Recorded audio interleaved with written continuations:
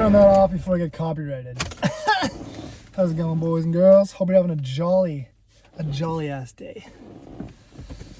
I want to talk about, I think, what is the biggest spiritual paradox. And that is that if you're going to be pure consciousness, you're going to be lazy, not desire anything, and just not do anything with your life. But I want to argue that that is not necessary and is not actually the logic that prevails from that understanding.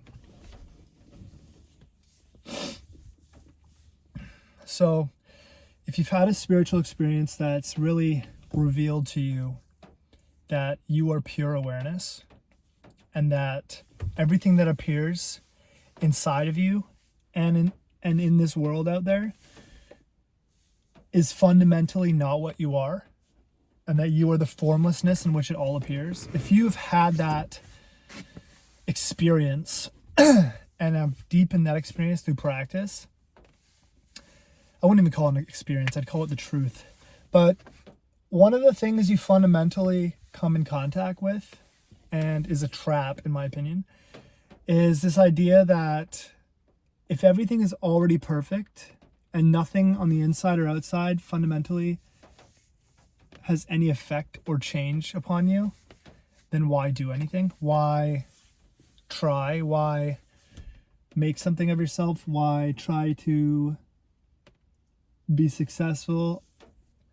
All the above, etc., etc.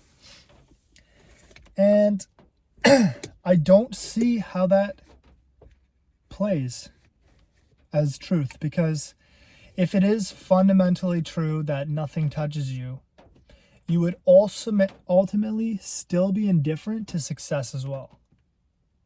You would still be indifferent to striving and indifferent to attempting to meet your goals.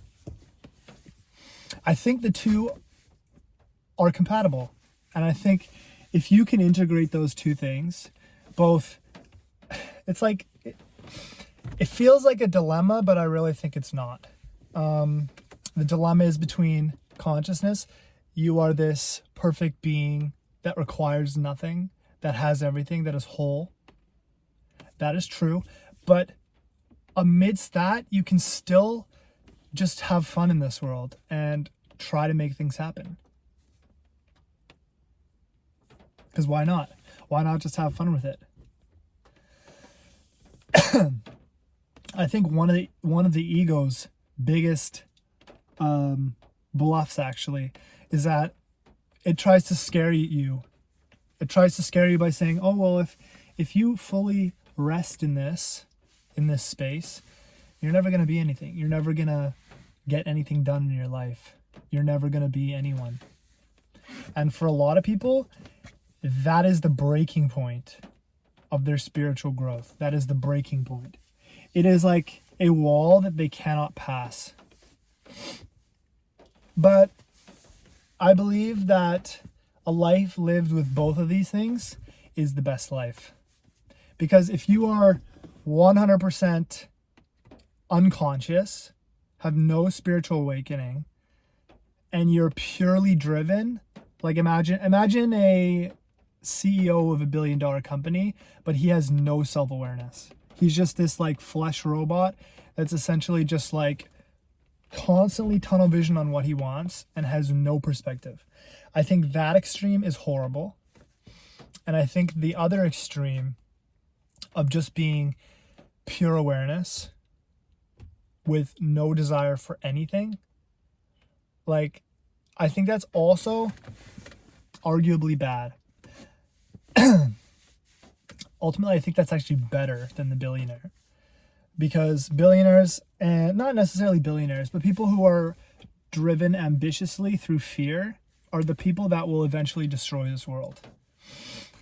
So I think the best life you can live is one of integrating both of these things, where you're having fun moving forward, growing, but you're also not attached to anything that's happening. You're ultimately free the whole way, because you have that perspective to say like, oh, well, if this doesn't work out, I am ultimately untouched, which is the truth. So you actually have more faith and more, I would almost call it balls, but I would also not say balls, because you don't need the balls anymore. Because you realize actually that your fears are an illusion. So yeah, I think if you can integrate both of those things, you'll have the best life. Because you manifest, okay, I don't like the word manifest, but like you maintain an energy that is attracting. You maintain an energy that is uplifting to yourself and to others around you, and that's why it's more effective.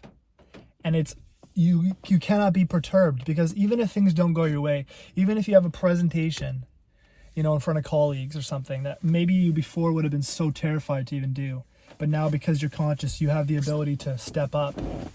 Even if you totally bomb it, you just have the perspective to get through it. So yeah, I hope this resonates with you. I think this is one of the biggest problems in spiritual life. I think this is the biggest one. It is the biggest trick of the ego against your true self, is to say, I'm not going to be anything. And ultimately what that's saying, what the ego is afraid of is its death. It's like, I don't want to die, so I'm going to take you with me. So to take you with me, I'm going to threaten you with my biggest threats.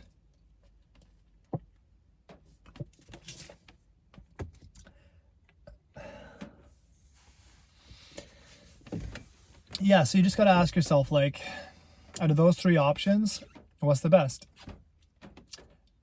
No awareness, pure productivity. No productivity, pure awareness, or mix. Like, if you think about a kid is kind of an example for us. Because a kid, if you watch him in a playground, or you watch a kid during recess, or just like doing something that the kid loves to do, like say your kid loves art, it's not that they have the awareness, it is that they don't have that self-conscious awareness yet. They don't realize that they're a self. They are consciousness without knowing that they're consciousness. So you'll see that kid like making a drawing, and the kid has no self-judgments for it. The kid just does what he likes to do, and he does it as best as he can. And he's not attached to the outcome at all. That's what greatness is when you can just keep stepping forward slowly, slowly, slowly. And no matter what obstacles get in your way, they mean nothing. They mean nothing to you, because they don't change you, and nothing changes you. And you can just have fun in this world. So if you're experiencing that dilemma of, man, I really enjoy this spiritual life, but I don't want to enjoy it too much to the point where I'm not productive, I just say you don't need to do that. You can have both. You can just be in your spiritual essence and just play and just have fun with it. If nothing more, like, have fun with it. Because the reality is, even if you're going forward in life, it doesn't negate your spiritual practice. The two do not actually clash. They're not clashing each other. We just believe that they're clashing each other. And people, they think like, oh, like I can only touch my spiritual self in deep meditation and in solitude. But a real spiritual practice is one that is all the time and engages with life fully.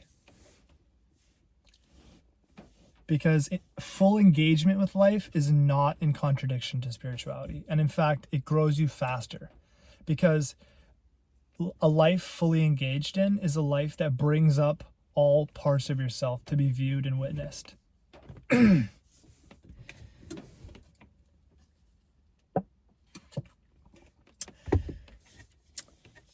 Also, on the topic